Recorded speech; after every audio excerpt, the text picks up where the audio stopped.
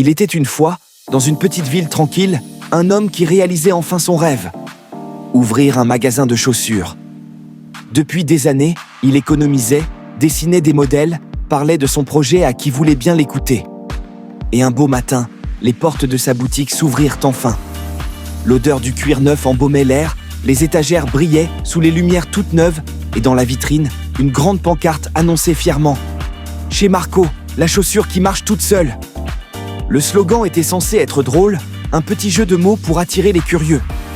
Mais Marco était loin de se douter qu'il allait bientôt devenir presque prophétique. Le premier jour se passa parfaitement. Marco passe des heures à disposer ses chaussures sur les étagères, à les polir, à vérifier que chaque lacet était bien droit. Il rangea ses plus belles paires sur la grande étagère en bois, celle qui brillait grâce à de petites pierres décoratives incrustées. Fier de son travail, il ferma sa boutique à la tombée de la nuit, un sourire aux lèvres. Mais le lendemain matin, une surprise de taille l'attendait. En poussant la porte du magasin, il s'arrêta net. Tout était sans dessus-dessous. Les chaussures qu'il avait soigneusement alignées la veille gisaient au parterre, certaines complètement renversées, d'autres retournées comme si elles avaient tout roulé au sol. Mais le plus inquiétant, c'est que plusieurs paires avaient disparu. Et pas n'importe lesquelles. Celles avec les pierres décoratives.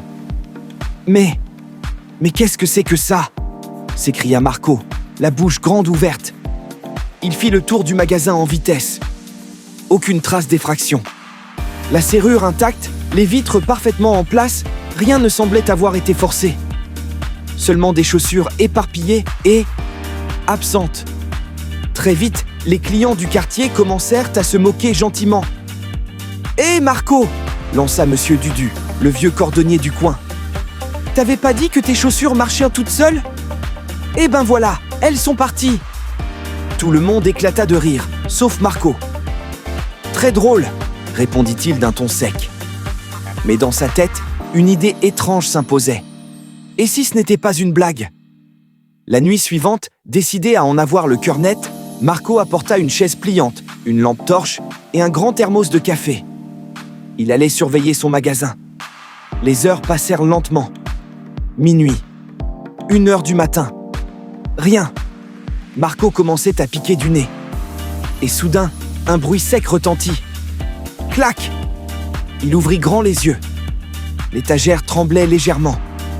Des bruits de pas résonnaient, mais pas des pas humains.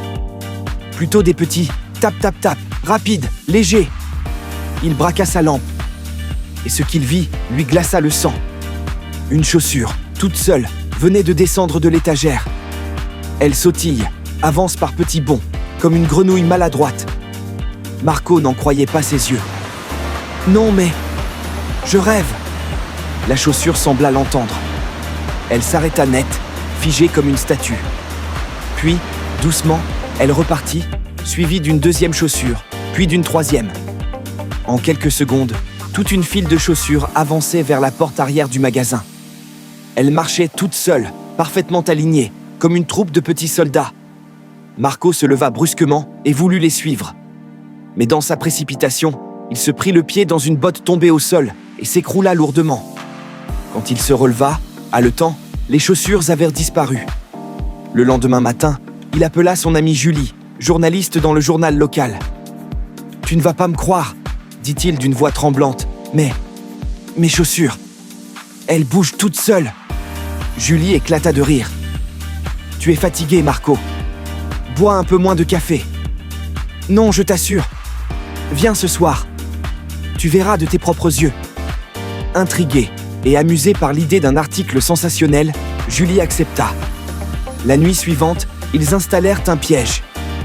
Marco remit sur l'étagère de nouvelles chaussures décorées, mais cette fois, il cacha des clochettes dans les semelles. S'il y avait encore du mouvement, il l'entendrait. À 2h du matin, gling, gling, gling. Julie écarquilla les yeux. Les chaussures avançaient encore, par petites secousses, comme attirées par une force mystérieuse. Marco et Julie les suivirent discrètement dans la rue, retenant leur fou rire en entendant les clochettes. Elles traversèrent la ville silencieuse et arrivèrent dans le vieux parc.